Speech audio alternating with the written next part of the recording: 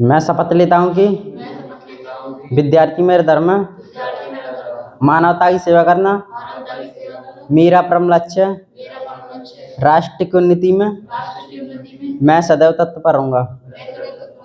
अपने कर्तव्य मार्ग पर आगे बढ़ते हुए एक स्वच्छ, सुंदर तथा भ्रष्टाचार मुक्त मैं भारत का निर्माण करूँगा।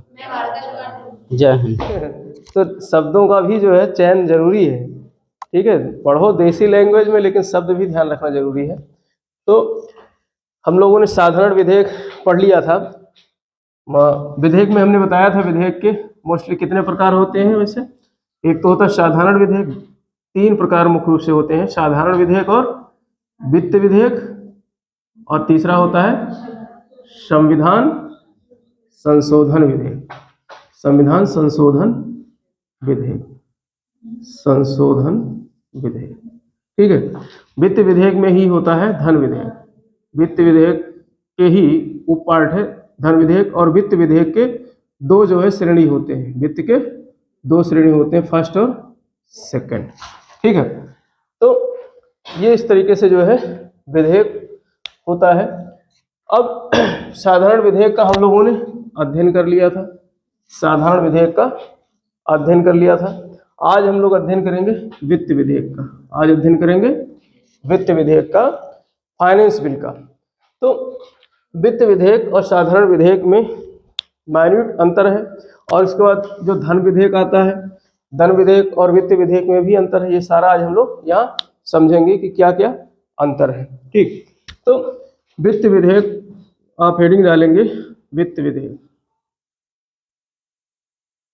यानी जो है धन और संपत्ति, धन और संपत्ति से संबंधित, यानी धन और विकास पे खर्च किए जाने वाले धन के संबंधित जो मसौदा तैयार किया जाता है, जो ड्राफ्ट तैयार किया जाता है और संसद के पटल पे प्रस्तुत किया जाता है, उसे क्या कहते हैं? वित्त विधेयक। उसको क्या कहते हैं? वित्त विधेयक, ठीक है। अब वित्त विधेयक जो है मैंने बताया 2 प्रकार के होते हैं, धन और वित्त। धन का प्रावधान जो है किया गया है अनुच्छेद 109 और 10 में। धन का प्रावधान किया गया है अनुच्छेद 109 और 110 में, और वित्त का प्रावधान किया गया है अनुच्छेद 117 में। तो यहाँ से भी प्रश्न आता है, इसको आपको प्रश्न ध्यान रखना है कि धन विधेयक जो है कौन सा अनुच्छेद में है? 109 और 110 में। 109 में धन विधेयक का प्रावधान किया गया है कि धन विधेयक मतलब किस तरीके से जो है संसद में इसके क्या जो है प्रक्रिया है, और 110 में धन विधेयक को परिभाषित किया गया है। 110 में धन विधेयक की परिभाषा दी गई है कि धन विधेयक होता क्या है, कौन कौन से जो है उसमें पॉइंट्स जो है धन विधेयक के अंतर्गत शामिल किए जाते हैं। तो हम लोग जो है धन विधेयक को पहले देखते हैं, ठीक है, फिर वित्त विधेयक का अध्ययन करें। तो धन विधेयक का प्रावधान, धन विधेयक का प्रावधान कहाँ किया गया है? अनुच्छेद 109 में। धन विधेयक का प्रावधान, तो प्रावधान किया गया है अनुच्छेद 109 में। तो ये याद रखना, प्रावधान कहाँ किया गया है? अनुच्छेद 109 में। अब ये जो धन विधेयक होता है ये सिर्फ कहाँ प्रस्तुत किया जाएगा? लोकसभा में। ये एक एक पॉइंट आपको याद रखना है। धन विधेयक सिर्फ प्रस्तुत किया जाएगा कहाँ? लोकसभा में। और धन विधेयक की पहचान, अर्थात धन विधेयक बताएगा कौन कि ये बिल धन विधेयक है या साधारण विधेयक है, तो वो कौन बताता है? लोकसभा का अध्यक्ष या स्पीकर। लोकसभा का अध्यक्ष या स्पीकर। कोई विधेयक धन विधेयक है ये कैसे पता चलेगा? तो वो जो है लोकसभा का अध्यक्ष निर्णय करता है कि ये बिल क्या है? धन विधेयक है, ठीक है। तो ये जो है वो क्या करता है, जब कोई भी बिल बनाया जाता है और स्पेशली अगर वो धन विधेयक है तो लोकसभा उस पर एक जो है बिल के ऊपर ही एक पर्ची लिखकर लगा देते हैं, ड्राफ्ट बना देते हैं। जैसे मान लो ये फाइल है, अब ये फाइल किस चीज़ की है, तो इस फाइल के ऊपर हमने लिख दिया कि ये फाइल फलाने चीज़ की है।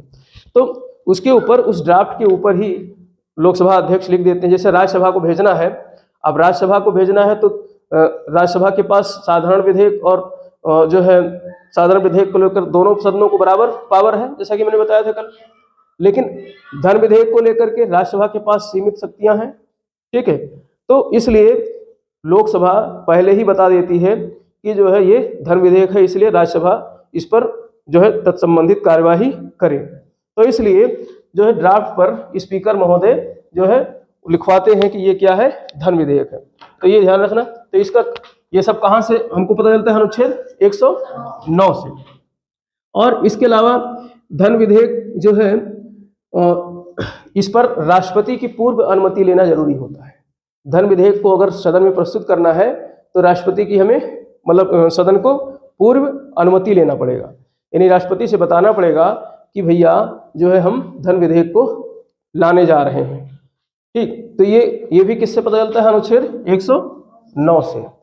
तो पूर्व अनुमति क्यों लिया जाता है, तो यहाँ पे पॉइंट लिखेंगे, राष्ट्रपति से पूर्व अनुमति लेते हैं, राष्ट्रपति से पूर्व अनुमति लेते हैं। ठीक, तो राष्ट्रपति से जब पूर्व अनुमति ले लेंगे, मान लो अब किसी ने जो है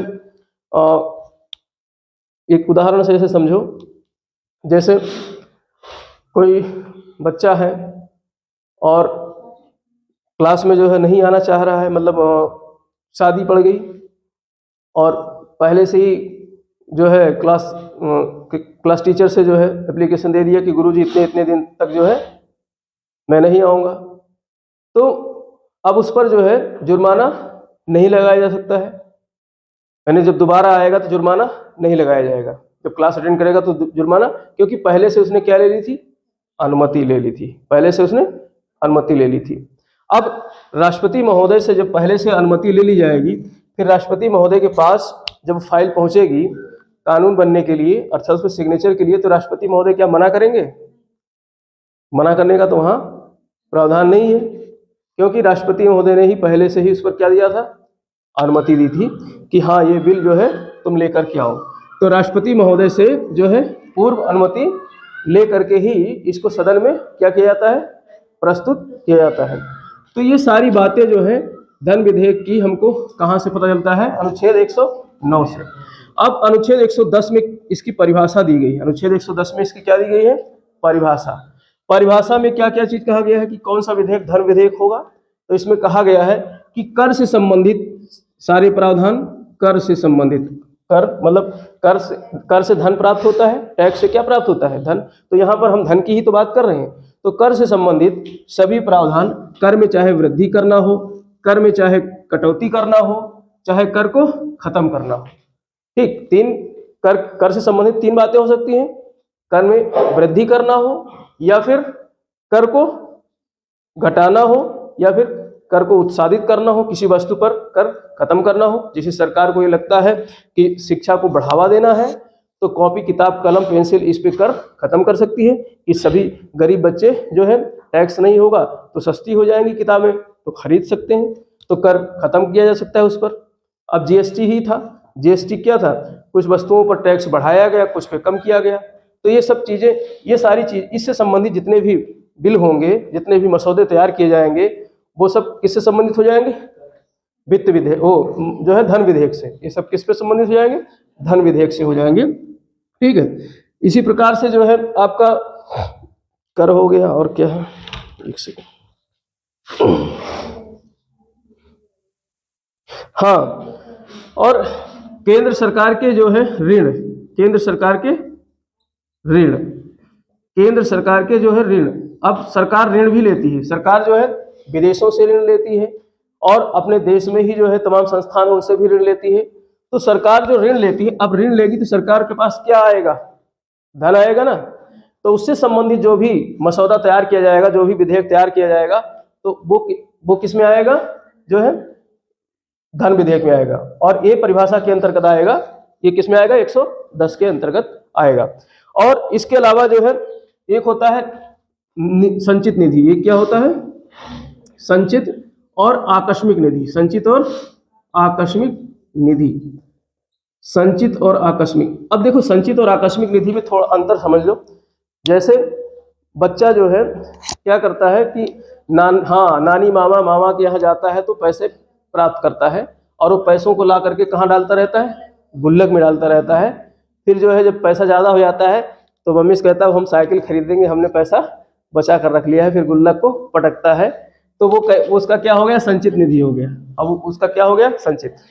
और लेकिन अब गुल्लक को तो फोड़ना पड़ेगा ना, तब तो उससे पैसा निकलेगा, तो उसमें टाइम लगेगा। लेकिन क्या करता है बच्चा, अगर समझदार है तो एक जो है साइड में जो है चोरी छुपे जो है पैसा कहीं दुबकाता रहेगा, निकाल निकाल करके। मतलब मान लो 10 रुपये मिला तो 8 रुपये तो डाल दिया संचित निधि में, और 2 रुपये वो दुबकाता रहा दूसरी जगह कि भाई चॉकलेट भी खाना है, समोसे भी खाना है, तो क्या रोज रोज पैसे थोड़े नहीं मांगेंगे घर वालों से, तो वो दुबकाता रहेगा एक जगह। तो वो कैसा उसका हो जाएगा, आकस्मिक, यानी कभी जो है ऐसे इमरजेंसी में वो पैसा काम आ जाए। तो इस तरीके से पूरे देश को संचालित करने के लिए, पूरे देश को संचालित करने के लिए निधि बनाई गई है। निधि का मतलब क्या होता है, निधि एक तरीके से समझ लो एक बंगला है, एक घर है। निधि मतलब जहां पर पैसों को इकट्ठा किया जाता है उसे निधि कहते हैं, फंड कहते हैं, ठीक। तो जो संचित निधि होता है, इसी तरीके से जैसे मैंने बताया ये टैक्स वगैरह ये सब क्या है, इनसे सबसे पैसा आता है, इकट्ठा होता है, तो वो कहाँ जाता है, संचित तो होता है, संचित निधि में होता है। तो उसमें से कुछ पैसा जो है इकट्ठा करके रखा जाता है आकस्मिक निधि में। जैसे कहीं बाढ़, कहीं जो है कोई दिक्कत आ गई, कहीं पे सुनामी या कुछ भी प्राकृतिक आपदा या कोई ऐसी दिक्कत आ गई, तो अब वहां पर अब दोनों से धन निकालने के अलग अलग प्रावधान है। आकस्मिक निधि से संबंधित जो है इतना कठोर प्रावधान नहीं है। धन की आवश्यकता है, पता चले धन निकालने के लिए दोनों सदनों में जा करके वहां पर जो है बिल लाया जाए, फलान ढकान किया जाए, तब तक तो जो है दिक्कत हो जाएगी, समस्या बढ़ जाएगी। तो इसलिए आकस्मिक निधि का भी प्रावधान रखा गया है कि राष्ट्रपति की अनुमति से पैसा तुरंत निकल जाए। अब बच्चे ने अगर पैसा जो है दुबका कर रख लिया है कहीं, तो क्या मम्मी से पूछेगा कि आज हमको समोसा खाना, मम्मी चुप्पे निकालेगा, जेब में रख के चल देगा। भाई गुल्लक का तो पता है, गुल्लक फोड़ेगा तो आवाज आएगी। तो जो है इसीलिए जो है संचित निधि और आकस्मिक निधि दो, तो इनसे संबंधित जो भी प्रावधान हो वो सब किस परिभाषा के अंतर्गत आएंगे, जो है कर, वो क्या नाम है, अनुच्छेद 110 के अंतर्गत, यानी धन विधेयक के अंतर्गत आएंगे। तो ये सारी प्रावधान जो भी किए जाते हैं तो ये सब क्या कहलाते हैं, धन विधेयक के अंतर्गत। अब यहाँ सीधे सीधे दिख रहा है कि सारे कार्य किससे संबंधित है, धन से, पैसे से है, मनी से, इसीलिए उसको क्या कहा जाता है, मनी भी है। लेकिन इसके कुछ अपवाद है, तो प्रश्न अपवाद से भी पूछे जा सकते हैं। इसके कुछ अपवाद हम लोग देख लेते हैं।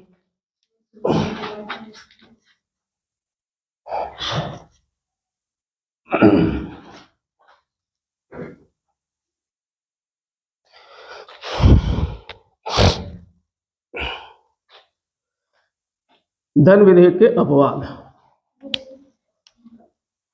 तो हेडिंग डालोगे धन, किसको धन विधेयक की परिभाषा से बाहर रखा गया है, तो इसके धन विधेयक के कुछ अपवाद होते हैं, कुछ अपवाद, जैसे कि जुर्माना लगाना। जैसे जुर्माना से भी तो पैसा प्राप्त होता है कि नहीं होता है, जुर्माना से पैसा प्राप्त होता है। जैसे मोटरसाइकिल से जा रहे हो और लाल बत्ती क्रॉस कर गए, चालान कट जाएगा, तो जुर्माना ही तो लगा, तो वो पैसा जाएगा। तो लेकिन वो पैसा जो है धन विधेयक से इतर है, उसको धन विधेयक नहीं माना जाएगा, वो धन विधेयक की परिभाषा से बाहर रहेगा। इसी प्रकार से जुर्माना के साथ साथ लाइसेंस फीस, जैसे आप मोटरसाइकिल का लाइसेंस बनवाते हो, अपनी ड्राइविंग लाइसेंस बनवाते हो, तो इसमें तो पैसा देना पड़ता है, फीस देना पड़ता है। तो लाइसेंस फीस भी जो है वो किससे बाहर होगा, धन विधेयक से बाहर हो। तो उसमें प्रश्न ऐसे पूछा जाएगा, दे देगा उसमें सरकार की, आप देखो कंफ्यूजन यहाँ से हो जाएगा, मतलब अगर आपने कंसेप्ट क्लियर नहीं समझा है, कहेगा सरकार का ऋण, सरकार का ऋण, और दूसरे ऑप्शन में कहेगा जो है आपका जुर्माना, और तीसरे ऑप्शन में कहेगा लाइसेंस बिल। फिर कहेगा इसमें से कौन सरकार, मतलब कौन सा धन विधेयक के अंतर्गत आता है, कौन सा धन विधेयक क्या आता है, तो सरकार का ऋण आता है। लेकिन तुमको तो ये लग रहा है कि जुर्माना से भी पैसा आता है, लाइसेंस भी पैसा आता है, तो इससे जो है ये भी होगा, तो कहोगे उपरोक्त सभी, कहोगे उपरोक्त सभी, तो उपरोक्त सभी नहीं होगा, उसमें सिर्फ कौन सा होगा, सरकार का ऋण, और जो है ऋण से उसे धन की प्राप्ति होती है, तभी तो उसको रखा गया। और तीसरा जो है इसमें अपवाद रखा गया क्षेत्रीय, या जो है आपका लोकल कर, क्षेत्रीय कर। क्षेत्रीय कर जैसे भाई मंडी लगती है, मेला लगता है, तो वहां से भी जो है स्थानीय कर पहुंचता है, क्षेत्रीय कर पहुंचता है। क्षेत्रीय कर ना कह करके इससे स्थानीय कर कहोगे तो ज्यादा सही रहेगा, स्थानीय, ठीक, स्थानीय कर। अब जैसे यहाँ वरथला का मेला लगता है, वरथला का मेला लगता है, तो यहाँ से भी जो है टैक्स इकट्ठा किया जाता है, दुकानदारों से पैसा इकट्ठा किया जाता है, एक पर्ची काटी जाती है, तो वो पैसा जो है धन विधेयक के अंतर्गत नहीं आएगा, वो तो यहीं के विकास में लग जाएगा। मतलब कुंड को निर्मित करवाना है, कुंड से सफाई करवाना है, कुंड जो है और वृक्षारोपण करना है, तो तो ये सब स्थानीय कर का प्रयोग वहीं हो जाता है। तो ये धन विधेयक की परिभाषा से इसको क्या किया गया है, बाहर। तो ये तीन चीज क्या हो गए, इसके धन विधेयक के अपवाद हो गए। तीन चीजें क्या हो गए, धन विधेयक के अपवाद हो गए। ठीक, अब धन विधेयक से, अब मान लो धन विधेयक तो राज्यसभा में क्या हो गया, प्रस्तुत कर दिया गया। धन विधेयक को वो मतलब लोकसभा से पारित करके कहाँ भेज दिया गया, राज्यसभा। अब राज्यसभा की क्या शक्तियां हैं इस पर, हालांकि पहले भी बता चुके हैं लेकिन फिर से रिवाइज हो जाएगा। तो राज्यसभा की शक्तियां क्या है देखते हैं। राज्यसभा के पास जो है इस विधेयक को भेजा जाएगा, तो इस विधेयक पर जो है वो पहली बात तो अध्यक्ष महोदय लिखकर भेजेंगे, उसके ऊपर ड्राफ्ट लगा करके ये कौन सा विधेयक है, धन विधेयक है। तो धन विधेयक है तो इनके पास समय कितना मिला है, 14 दिन का समय कितना मिला है, 14 दिन। 14 दिन के अंदर जो है वो उस विधेयक को तीनों सदनों से तीनों वाचन होंगे, तीनों वाचन उस पे होंगे। वाचन यहाँ पर चाहे जैसा विधेयक हो तीनों प्रकार के होंगे। प्रक्रिया तो वही होगी जो कल हमने बताई थी साधारण विधेयक से संबंधित, यानी 3 वाचन होते हैं। तो तीनों वाचन आपके जो है धन विधेयक में भी होंगे, वित्त विधेयक में भी होंगे और संविधान संशोधन विधेयक में भी होंगे। साधारण विधेयक में इसलिए बता दिया था क्योंकि वो प्रक्रिया तीनों जगह अपनाई जाती है, बस बेसिक अंतर थोड़ा थोड़ा होता है हर जगह। तो 14 दिन का समय मिला, 14 दिन के समय में तीनों वाचन हो जाने चाहिए, और नहीं होते हैं तो 15वें दिन अपने आप ही वो विधेयक उस राज्यसभा से पारित मान लिया जाएगा। अब देखो जब ये वाचन करेंगे तो इनको ये लगेगा कि इस विधेयक में कुछ कमियां हैं, इस विधेयक में कुछ कमियां हैं। तो साधारण विधेयक में क्या होता था, साधारण विधेयक में जो है उस पर संशोधन कर सकती थी राज्यसभा, राज्यसभा को बराबर शक्ति प्राप्त थी ना, तो उस विधेयक में राज्यसभा जो है कुछ और पॉइंट बढ़ा सकती थी, कुछ पॉइंट घटा सकती थी, यानी संशोधन करके पुनः जो है दूसरे सदन यानी लोकसभा को पहले वाले सदन को वापस कर देती थी। तो वहां से पारित होता था, तब वो जो है दोबारा फिर मतलब पारित माना जाता था। लेकिन धन विधेयक के संबंध में क्या है कि वो संशोधन नहीं कर सकती है, संशोधन नहीं कर सकती है। लेकिन संशोधन कर नहीं सकती, लेकिन कहेगी बड़े भैया, बड़ा भैया ही तो है लोकसभा, कहे राज्यसभा कहेगी कि बड़े भैया हम ये सुझाव आपको देते हैं कि पॉइंट ये बढ़ा लो, पॉइंट ये घटा लो। सुझाव शब्द याद रखना, कौन सा शब्द आया है, सुझाव। यानी संशोधन नहीं कर सकती है, लेकिन संशोधन का क्या दे सकती है, सुझाव, एडवाइस दे सकती है संशोधन का। अब सुझाव मानना हमारे मूड पे है, यानी लोकसभा के मूड पे है, सुझाव माने या ना माने। तो सुझाव शब्द जहां आ गया वहां पर जो है दबाव नहीं है, तो इसकी शक्तियां सीमित हो गई राज्यसभा की। तो सुझाव दिया जा सकता है राज्यसभा द्वारा, लेकिन लोकसभा उस सुझाव को माने या ना माने उसके मूड पर है। तो ये बहुत सीमित शक्तियां हैं किस पे, राज्यसभा पे। ठीक, तो 14 दिन तक जो है ये रोका जा सकता, मतलब 14 दिन तक केवल कुछ समय तक इस पर गतिरोध हो सकता है। और अगर यहाँ गतिरोध होता है, मान लो यहाँ से बिल नहीं पारित होता है, ऑटोमेटिक 15 दिन तो पारित हो जाएगा, तो यहाँ पर संयुक्त अधिवेशन होगा क्या, नहीं होगा। 15वें दिन तो अपने आप ही सदन से पारित हो गया। तो प्रश्न यहाँ से पूछा जाता है कि धन विधेयक से संबंधित, धन विधेयक में क्या संयुक्त अधिवेशन बुलाई जाती है, नहीं बुलाया जाता है। तो ये जो है धन विधेयक साधारण विधेयक से अलग हो जाता है, इसमें संयुक्त अधिवेशन का कोई प्रावधान नहीं है, संयुक्त अधिवेशन का कोई प्रावधान नहीं है। अब बताओ यह संयुक्त अधिवेशन कौन से अनुच्छेद में है, 108 में। कौन बुलाता है, राष्ट्रपति, और अध्यक्षता कौन करता है, स्पीकर। अगर स्पीकर नहीं है तो फिर कौन करेगा, दूसरा वाला, कौन सा दूसरा वाला, डिप्टी स्पीकर, लोकसभा का उपाध्यक्ष। और वो भी निपट गया मतलब चला गया नहीं है किसी कारणवश, तो फिर कौन करेगा, संयुक्त अधिवेशन तो होगा ही, तो कौन करेगा, राष्ट्रपति थोड़े नहीं करेगा, राष्ट्रपति तो बुलाता है। फिर जो है प्रावधान यहाँ किया गया, राज्यसभा का कौन करेगा, सभापति या उपसभापति,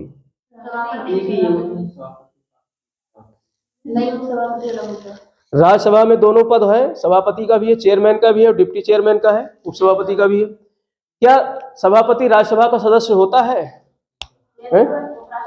सदस्य होता है, सदस्य की बात कर रहा हूँ, सदस्य हो, सभापति सदस्य होता है क्या, नहीं होता है। तो जब सदस्य नहीं है तो फिर उसकी अध्यक्षता कैसे कर सकता है, नहीं करेगा ना। अगर सदस्य नहीं है तो अध्यक्षता नहीं करेगा।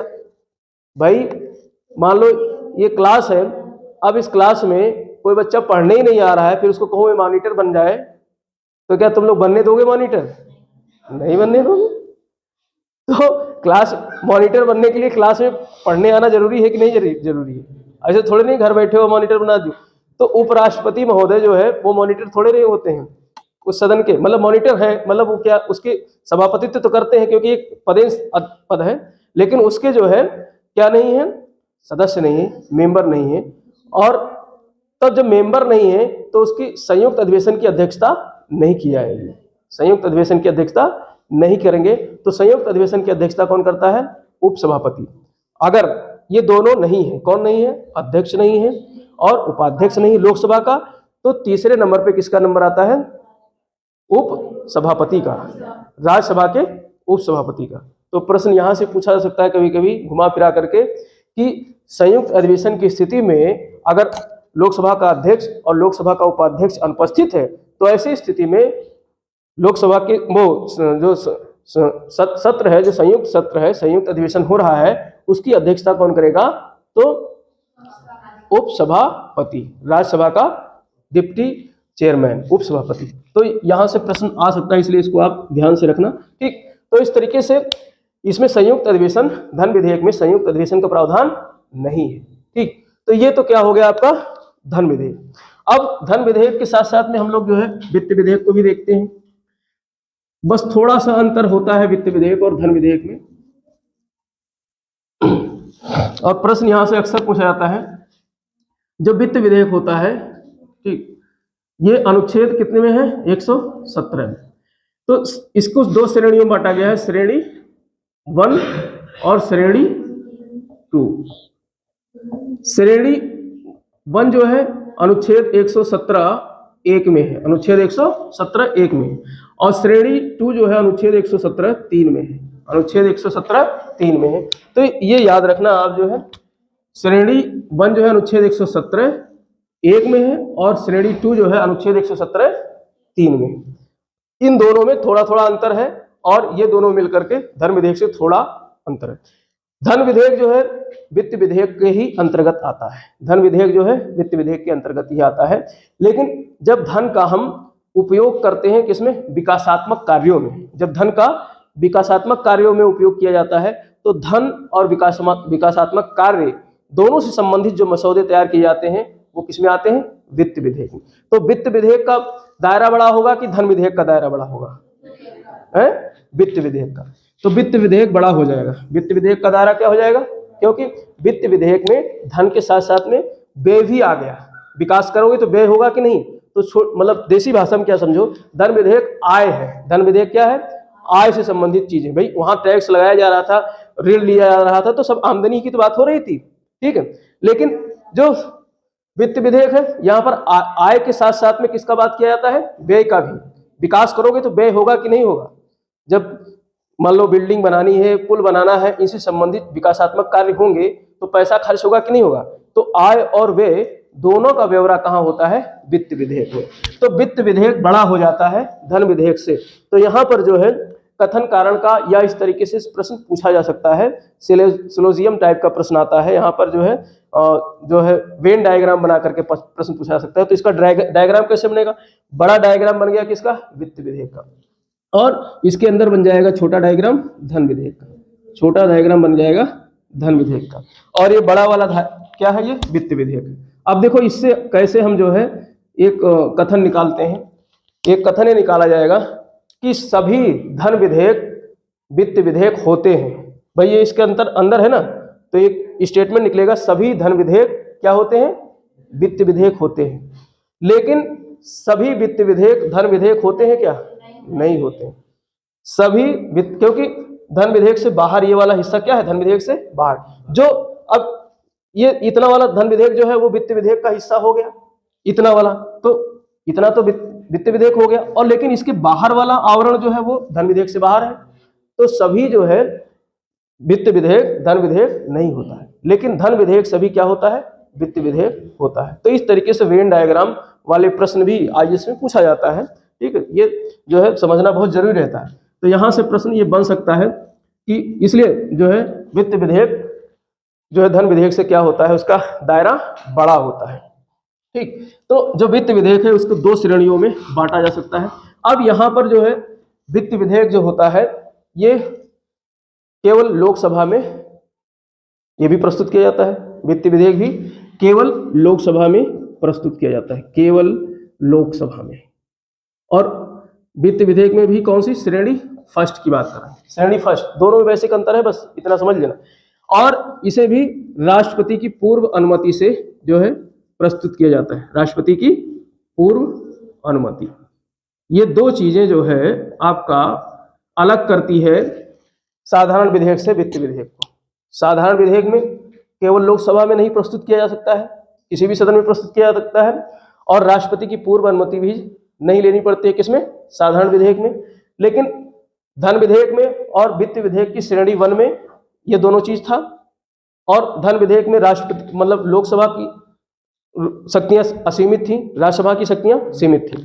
तो ये 2 पॉइंट अगर हम ले लें, ये 2 पॉइंट ले लें, तो ये 2 पॉइंट साधारण विधेयक से वित्त विधेयक को क्या करता है, अलग करता है। इसके अलावा और सभी पॉइंट्स जो होते हैं वो साधारण विधेयक के समान होते हैं वित्त विधेयक का। यानी इसको जो है, इस विधेयक को अगर लोकसभा से पारित हो गया और कहाँ भेजा गया, राज्यसभा, तो अब राज्यसभा इसमें संशोधन भी कर सकती है। इस वित्त विधेयक की श्रेणी नंबर 1 में राज्यसभा क्या कर सकती है, संशोधन भी कर सकती है, संशोधन भी कर सकती है। और संशोधन करेगी तो फिर गतिरोध भी उत्पन्न हो सकता है। संशोधन करी और फिर से उसको, अब संशोधन के बाद फिर से भेजा जाएगा लोकसभा के पास, और लोकसभा उस पर आपत्ति लगा दे कि भैया तुमने संशोधन कर दिया है और हम जो है नहीं मानते हैं, तो गतिरोध उत्पन्न हो जाएगा। तो गतिरोध को दूर करने के लिए क्या किया जाएगा, संयुक्त अधिवेशन। तो वित्त विधेयक में संयुक्त अधिवेशन का प्रावधान है, वित्त विधेयक में संयुक्त अधिवेशन का प्रावधान है। तो ये याद रखना, संयुक्त अधिवेशन साधारण विधेयक में भी है और वित्त विधेयक में भी है। तो प्रश्न यहाँ से अक्सर पूछा जाता है, लोग कंफ्यूज हो जाते हैं, वित्त विधेयक धन विधेयक को ही वित्त विधेयक समझ लेते हैं, लेकिन दोनों में अंतर है। ठीक, तो इसमें संयुक्त अधिवेशन का भी प्रावधान है। सिर्फ 2 पॉइंट पर ये जो है धन विधेयक के समान है, बाकी अन्य बिंदु सब इसके साधारण विधेयक के समान है। 2 बिंदु क्या, केवल लोकसभा में इसे प्रस्तुत किया जा सकता है और राष्ट्रपति की पूर्व अनुमति जरूरी है, राष्ट्रपति की पूर्व अनुमति जरूरी है। ठीक, तो इसलिए अब लेकिन ये भी राष्ट्रपति की जब पूर्व अनुमति ली गई है तो राष्ट्रपति इस पर भी जब दोनों सदनों से पारित हो जाएगा तो सिग्नेचर करने को क्या होगा, बाध्य होगा सिग्नेचर करने को। यानी वो इसको खत्म नहीं, आत्यंतिक वीटो जो है उसका निलंबनकारी वीटो का प्रयोग नहीं कर सकता है, सस्पेंशन वीटो का वो प्रयोग नहीं कर सकता है, यानी संशोधन के लिए नहीं भेज सकता है कि फिर से इस पर क्या करो, पुनर्विचार करो। वो उसको जो है खत्म कर सकता है या जो है जेबी वीटो लगा सकता है। जेबी वीटो मतलब रख दे, अपने पास ही रख ले, कुछ नहीं इस पर वो करे और असहमत दर्ज कर सकता है। ठीक, लेकिन उसको संशोधन के लिए नहीं भेज सकता है, क्योंकि पहले वो पॉइंट आया था और राष्ट्रपति महोदय ने उसको पढ़ा था और पढ़ करके ही कहा था ठीक है सदन में तुम इसको रखो, प्रस्तुत करो। तो इस तरीके से जो है संयुक्त अधिवेशन का प्रावधान यहाँ भी है, इसमें वित्त विधेयक में। तो यहाँ पर प्रश्न पूछा जाएगा कि संयुक्त अधिवेशन का प्रावधान जो है धन विधेयक में है, संयुक्त अधिवेशन का प्रावधान वित्त विधेयक में है। फिर स्टेट नीचे पूछा जाएगा जो है पहला गलत है, दूसरा गलत है, दोनों गलत है, तो केवल पहला गलत है। ऐसे स्टेटमेंट बना करके प्रश्न पूछा जा सकता है। ठीक है, तो धन विधेयक में संयुक्त अधिवेशन का प्रावधान नहीं है, साधारण विधेयक में है और किसमें है, वित्त विधेयक में। साधारण विधेयक में है और वित्त विधेयक में संयुक्त अधिवेशन का प्रावधान। तो वित्त विधेयक की श्रेणी 1 है। अब श्रेणी 2 की अगर बात करें तो श्रेणी 2 में जो है सिर्फ राष्ट्रपति की अनुमति लेनी पड़ती है और इसे जो है किसी भी सदन में प्रस्तुत किया जा सकता है, किसी भी सदन में। श्रेणी 2 जो कि अनुच्छेद 117(3) में है, अनुच्छेद 117(3) में है, इसे जो है किसी भी सदन में प्रस्तुत किया जा सकता है। तो ये साधारण विधेयक के समान हो गया कि नहीं, किसी भी सदन में। लेकिन यहाँ पर सिर्फ एक बात को लेकर के ये धन विधेयक के समान है। कौन सा बात, राष्ट्रपति की पूर्व अनुमति लेनी पड़ती है, राष्ट्रपति की पूर्व अनुमति लेनी पड़ती है। तो सिर्फ यहाँ पर एक पॉइंट में, पूर्व अनुमति वाले पॉइंट पर ये धन विधेयक के समान है। पूर्व अनुमति वाले पॉइंट पे धन विधेयक के क्या है, ये समान है। बाकी और सभी बातें साधारण विधेयक के समान है। बाकी और कौन सी बातें, लोकसभा के बराबर इसको शक्तियां प्राप्त हैं, ठीक है, और इसे किसी भी सदन में प्रस्तावित किया जा सकता है, ठीक है, और संयुक्त अधिवेशन भी इस पर बुलाया जा सकता है। तो संयुक्त अधिवेशन दोनों प्रकार के वित्त विधेयक में बुलाया जा सकता है, लेकिन धन विधेयक में संयुक्त अधिवेशन का प्रावधान नहीं है, ठीक। तो इस तरीके से ये जो है आपका क्या है, वित्त विधेयक और धन विधेयक में अंतर है, वित्त विधेयक और धन विधेयक में अंतर है।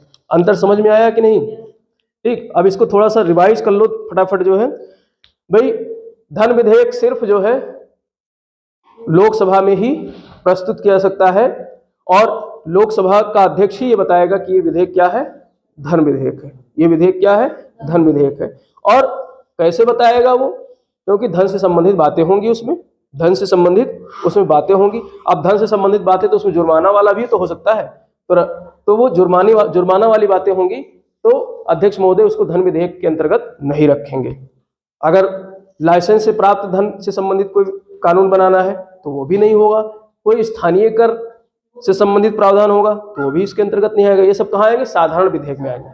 भाई, अगर स्थानीय कर पे कोई कानून ऐसा तो है नहीं कि कानून नहीं बनाएगी संसद, स्थानीय कर पे कोई कानून बनाना है, जिसे स्थानीय कर पे मान लो कहीं किसी क्षेत्र का, जैसे बिरथला क्षेत्र अब आपके आगरा में आता है, शायद फतेहपुर सीकरी संसदीय क्षेत्र में आता है, तो फतेहपुर सीकरी संसदीय क्षेत्र का सांसद जो है वहां जाए और कह दे भैया हमारे क्षेत्र में स्थानीय कर जो है ज्यादा लगाया जाता है, स्थानीय कर ज्यादा लगाया जाता है। तो अब स्थानीय कर से संबंधित वहां पर सरकार जो है बनाएगी एक कानून बनाएगी। अब कहोगे वहां कर की बात हुई है, पैसे की बात हुई है, तो वो क्या जो है धन विधेयक में हो जाएगा मसौदा? नहीं, वो किस में जाएगा, साधारण विधेयक में, साधारण विधेयक में जाएगा। तो इस तरीके से साधारण विधेयक जो है और धन विधेयक में अंतर है, और इसको जो है धन विधेयक को अनुच्छेद 109 और 110 दोनों याद रखना है, सिर्फ 110 नहीं याद रखना है। 110 में परिभाषा दी गई है और 109 में उसकी प्रक्रिया प्रावधान किया गया है कि क्या क्या प्रावधान होने चाहिए, शक्तियां दी गई हैं लोकसभा को धन विधेयक को लेकर, कौन सी शक्तियां प्राप्त हैं। तो उसकी असीमित शक्ति है लोकसभा की, क्योंकि राज्यसभा के पास सिर्फ 14 दिन का समय मिलता है। अब तुम कहोगे कि 14 दिन फिर क्यों रखा गया, फिर वो भी खत्म कर देते ना, राज्यसभा के पास भेजा ही नहीं जाना चाहिए था भाई, 14 दिन बाद वो स्वतः पारित हो जाए, दिमाग में ये सारे प्रश्न आने चाहिए ना। तो ये क्यों बीच में 14 दिन का रोना लगाया गया? इसलिए लगाया गया भैया छोटे भाई से पूछना भी जरूरी है। सुझाव वाला एक पॉइंट आया ना, सुझाव, तो सुझाव में हो सकता है कुछ ऐसा सुझाव भी, क्योंकि वहां पर पढ़े लिखों का सदन है ना, पढ़े लिखे वहां, तो पढ़े लिखों का और उम्र में बड़े हैं। यहाँ तो 25 साल से वाले भी बैठ रहे हैं, वहां तो 30 साल एज ही है, तो 30 साल से कम उम्र का कोई व्यक्ति होगा नहीं वहां, उससे ज्यादा ही उम्र, तो उम्र का भी थोड़ा सा लिहाज रखना पड़ता है। इसलिए जो है, और उच्च सदन भी है, उच्च सदन भी है। लोकसभा को इसलिए धन विधेयक में पावर दे दिया गया क्योंकि ये लोकप्रिय सदन है, जनता का सदन है, इसलिए पावर दे दिया गया है इसको। लेकिन उच्च सदन कौन है, राज्यसभा है, तो उसकी अनुमति, बड़े भैया की अनुमति लेना जरूरी है, सुझाव लेना जरूरी है। लेकिन सुझाव माने या ना माने ये तो हमारे ऊपर है। तो इसलिए कभी इंटरव्यू में घुमा करके ऐसे प्रश्न पूछे जा सकते हैं, तो उसका जवाब आप लॉजिकली दे सकते हो। इस तरीके से अगर आपका कंसेप्ट क्लियर है तभी लॉजिकली दे सकते हैं, ठीक। तो इस तरीके से ये वित्त विधेयक और धन विधेयक पूरा हो गया। हम लोग संविधान संशोधन विधेयक अगले उसमें क्लास में करेंगे।